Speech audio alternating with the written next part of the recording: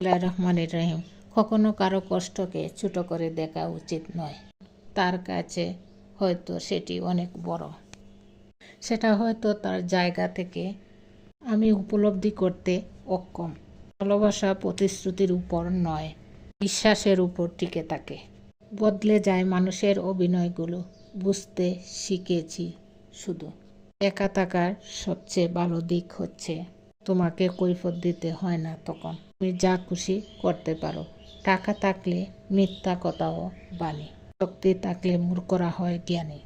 বর্তমান সমাজের এই অবস্থা। পৃথিবীর সবচেয়ে ভয়ঙ্কর প্রাণী হলো মানুষ। এরা নিজেদের স্বার্থে সবকিছু করতে পারে।